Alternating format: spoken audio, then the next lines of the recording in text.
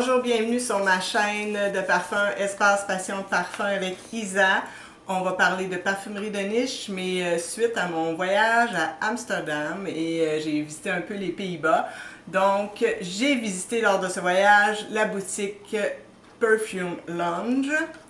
C'est une boutique de parfumerie de niche très très belle à Amsterdam, un petit peu dans le nord. Ils ont même leur propre maison de parfum qui s'appelle Anindria.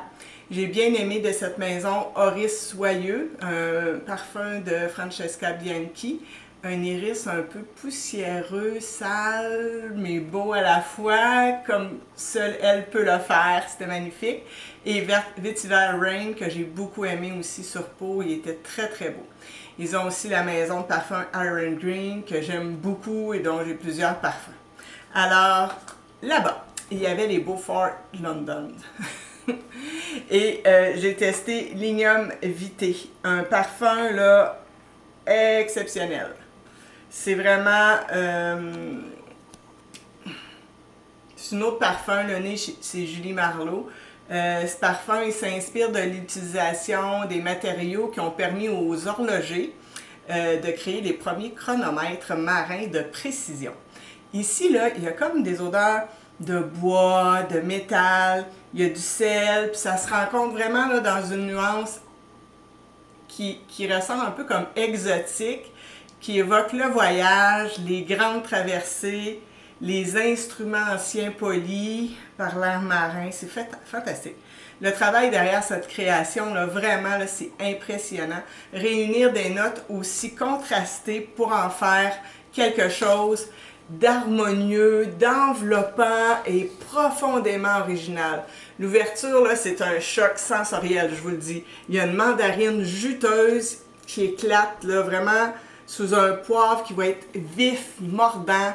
C'est comme si quelques grains brûlants de poivre tombaient sur une madeleine bien beurrée. Ah, c'est un peu ça la fantaisie. Ouais. Tu sais, une madeleine chaude, bien beurrée. C'est à la fois frais, texturé, inattendu. Un immense wow dès les premières secondes. Puis le parfum va glisser vers quelque chose de plus chaud, plus mystérieux, vraiment. Le genièvre, il va y avoir du gingembre, il y a du bois de Lignum Vitae qui apporte vraiment une profondeur presque méditative, je dirais. Puis en fond, il y a une résine d'encens, il y a de la mousse salée, il y a de l'ambre qui vont donner l'impression de se retrouver sur le pont d'un navire, perdu entre un brouillard et constellation. C'est vraiment ça. J'ai travaillé fort pour décrire ce parfum-là. Il y a quelque chose de contemplatif ici, comme une vieille boussole oubliée dans une cabine maritime, encore imprégnée d'histoires de voyages et de tempêtes. Je regrette en fait de ne pas l'avoir acheté. Vraiment, il est magnifique. Et maintenant, j'allais à cette boutique expressément pour acheter ce parfum. Je voulais voir s'il me faisait le même effet qu'il y a 3 ans avec Val de décryptage parfum. J'étais à Paris et on avait fait la tournée des boutiques et Phantom 5. Immense coup de cœur. Il ressemble à rien d'autre dans ma collection. C'est un parfum qui est une création vraiment audacieuse. Presque déroutante au départ. C'est le genre de parfum là, qui vibre vraiment avec moi. Là. Ce qui semble prendre vie sur ma peau au fil des heures, je l'adore profondément. Cette fragrance, ça réinvente complètement l'idée du parfum aquatique. Et ici, on est loin de l'eau fraîche, propre et transparente. Phantom 5 explore plutôt la mer dans toute sa dualité. Oh. C'est à la fois calme, il y a en même temps de la tempête, il y a de la lumière, de l'obscurité. Ça joue entre la surface et la profondeur de l'eau. Dès l'ouverture, c'est une vague verte et saline qui frappe. C'est vraiment, il y a des baies de genièvre dedans. Et le cassis, les feuilles vertes et les notes aquatiques là, créent une sensation, comment je pourrais dire, de tiges, comme des tiges fraîchement coupées, trempées dans l'eau de mer. Ouais, je prenais ces fleurs-là, j'ai trempé dans l'eau, tu sais. C'est vraiment ça. On sent un peu de la terre noire sous les racines et le sel porté par le vent marin. Puis le cœur du parfum, ben, il va apparaître il y a du lys dedans, il y a du jasmin. Mais attention, on n'est pas dans les fleurs délicates et lumineuses là. Elles sont épaisses, texturées, presque orageuses ces fleurs-là. Le cumin y ajoute une chaleur épicée troublante qui donne au parfum une tension fascinante entre beauté et étrangeté. Moi, parfois, le cumin, ça ne fonctionne pas avec moi, mais ici, magnifique, très beau. Je ne peux pas dire que le cumin, il prend beaucoup de place sur ma peau.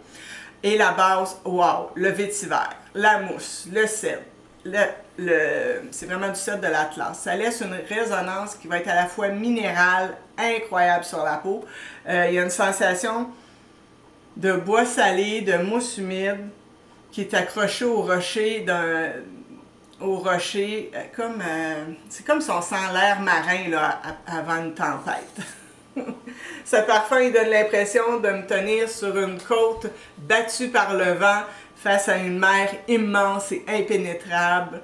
Quelque chose de vivant, de brut et de profondément artistique. Fantastique! J'ai testé également la version Director's Cut extrait de Phantom 5. J'avais pas senti celle-là. C'est pour célébrer les 10 ans, en fait.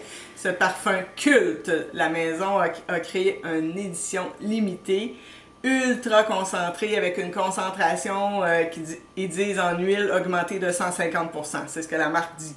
Une véritable réinterprétation de cette fameuse grosse bête verte devenue mythique chez la plupart des parfumistas.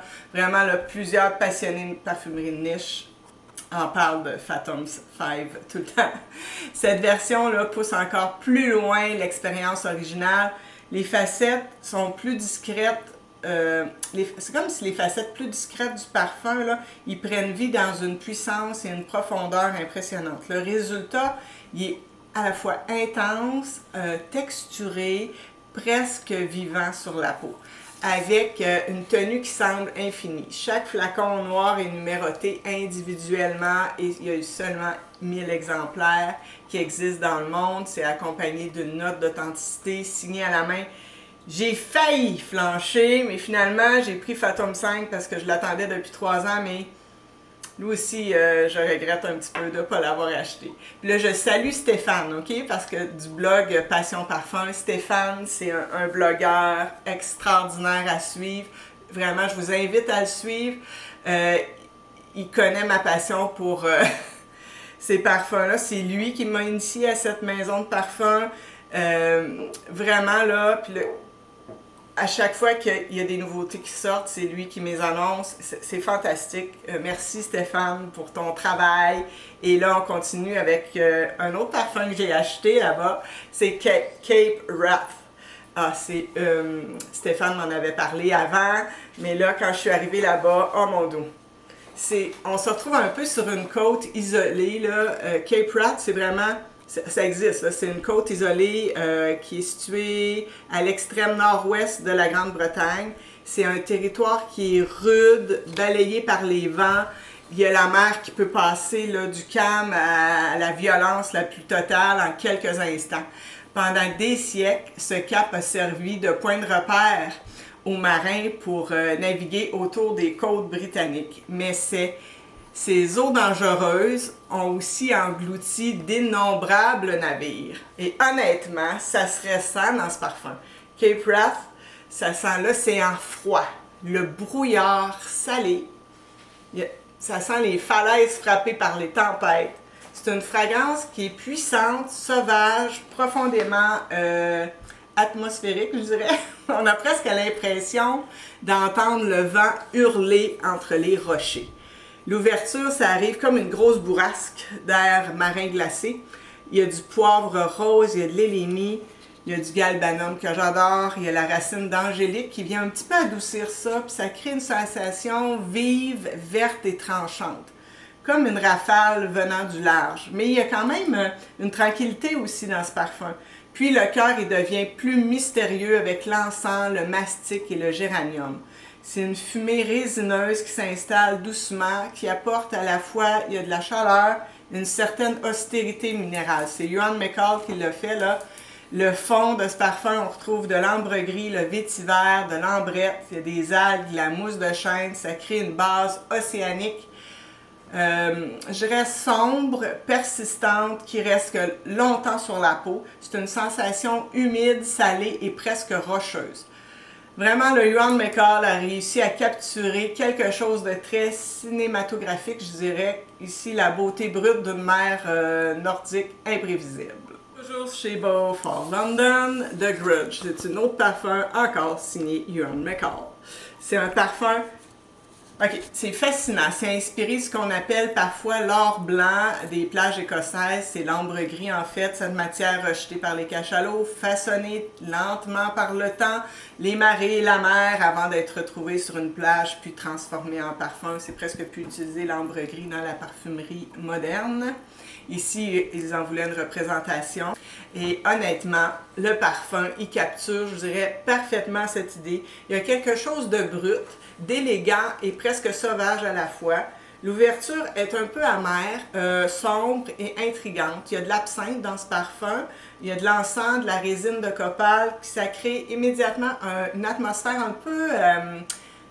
c'est un petit peu salin, un petit peu comme les autres, là, dans le côté salin. Puis le parfum il évolue vraiment vers un cœur qui va être plus contemplatif, hein, avec du thé, des algues, du calamus. C'est une sensation un peu herbacée, marine, méditative, comme un moment seul face à la mer. C'est un parfum plus calme. Et le fond, magnifique. On ressent l'ambre gris. Le tabac, il y a du oud, assez discret sur ma peau. Il y a du musc, de la mousse de chêne et le labdanum qui transforme progressivement là, cette amertume initiale en quelque chose de chaud, précieux et très élégant. Maintenant, je vous amène voir Pyroclasme de Beau for London encore, un autre parfum signé Johan McCall. C'est un parfum qui est inspiré à la fois de formations volcaniques de la chaussée des géants en Irlande du Nord et des anciens chantiers navals où d'immenses navires de fer étaient construits dans la chaleur la plus intense. Il y avait de la fumée, du métal brûlant. Le nom pyroclasme, ça signifie en fait brisé par le feu. Ça reflète parfaitement cette idée de pression, de chaleur extrême et de matière transformée par les éléments. Et honnêtement, ça se ressent sur la peau. L'ouverture, elle est vive, métallique, brûlante. Il y a comme de la rouille, il y a du poivre noir, il y a du safran, du pamplemousse. Ça crée vraiment comme un contraste, je dirais, fascinant entre une chaleur qui va être incandescente un peu et une fraîcheur coupante. Il réussit ça, Johan McCall, à faire ce genre de choses-là dans les parfums. On a presque l'impression d'être dans un port industriel frappé par le vent marin, entouré d'étincelles et de métal chauffé à blanc. Puis le parfum devient plus sombre et minéral. Il y a de l'encens, de l'élémie et des notes qui renforcent cette sensation de roche chaude. Je ne sais pas si vous me suivez, tu sais, une belle roche chaude qu'on met nos mains dessus. Il y a de la fumée dense, il y a des pierres volcaniques encore chargées de chaleur. Puis le fond, il est magnifique. C'est profond, c'est fumé, c'est goudronné. Il y a du cadre, il y a de la résine, il y a le bois de santal, le ciste, le cèdre de l'Atlas, il y a un petit peu d'ambre.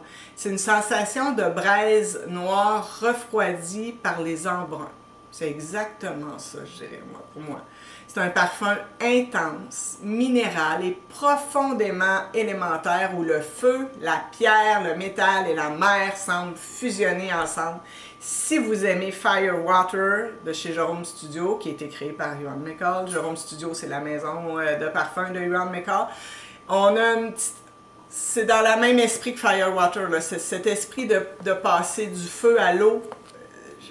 Il y a juste Johan McCall qui est capable de faire ça. Alors, très belle création aussi. On s'en va chez Parfum d'Empire. Ils les avaient en boutique chez Perfume Lunch. J'avais dans mon cœur le goût d'acheter Equestrius.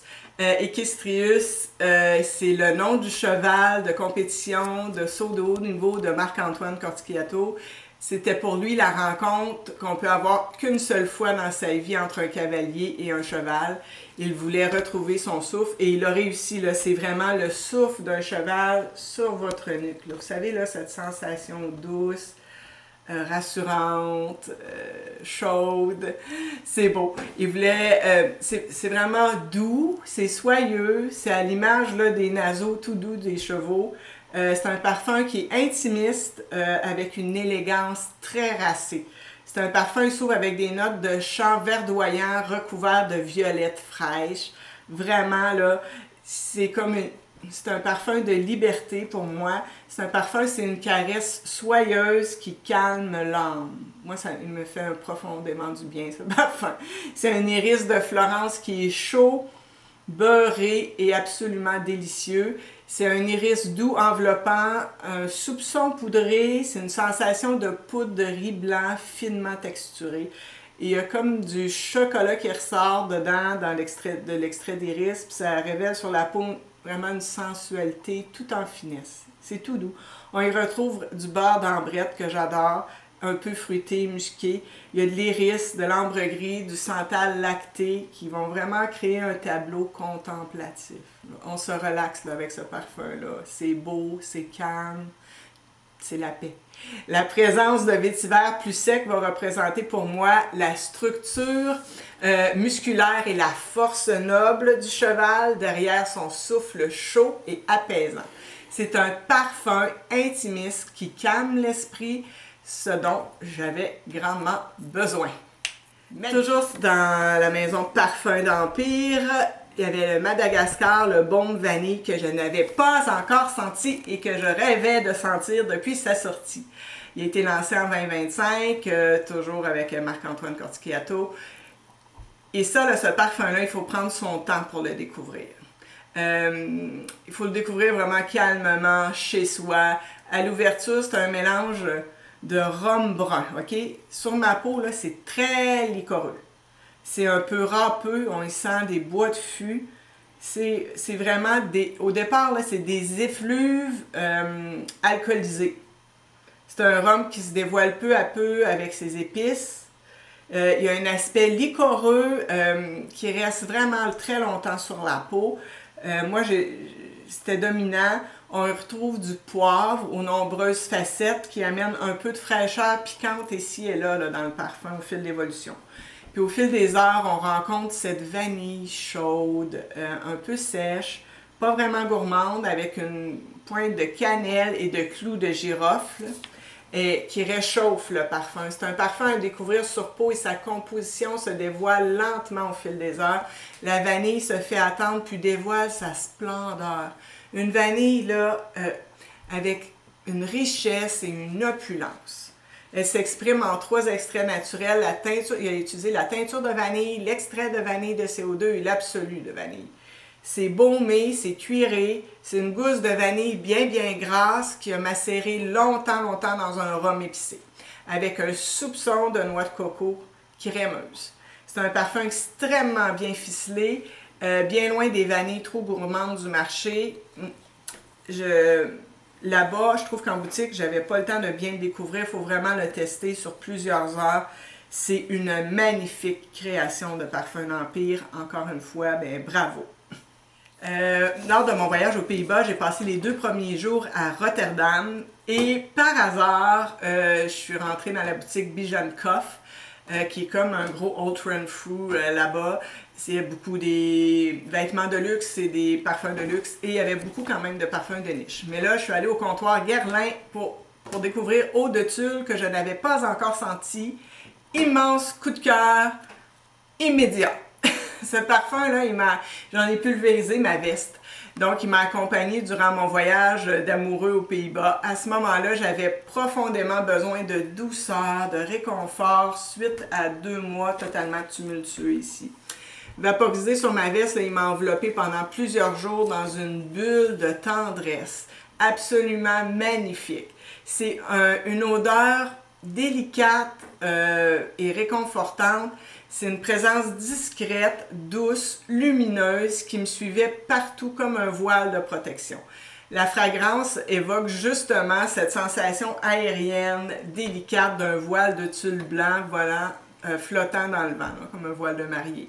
On retrouve un mélange d'amandes sucrées, de néroli et de musc blanc qui vont créer quelque chose de très très doux, de propre et enveloppant sans jamais devenir lourd.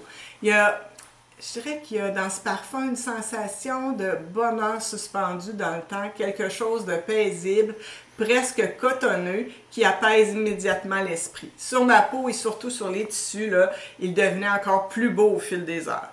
Je comprends totalement pourquoi Delphine Jug décrit cette création comme un voile de mariée en tulle délicat et éthéré. Il y a vraiment cette impression légère, lumineuse, de douceur infinie. Pour moi, Eau de Tulle restera liée à ce voyage, à cette recherche de réconfort, à cette sensation rare d'être enveloppé de calme et de beauté pendant quelques jours. C'est comme une petite version plus édulcorée du bouquet de la mariée de chez Guerlain. Mais quel fascinant parfum pour quelqu'un qui veut du réconfort, de la douceur, du bonheur. Alors, je vous souhaite tout le bonheur du monde pour la prochaine semaine. Au revoir.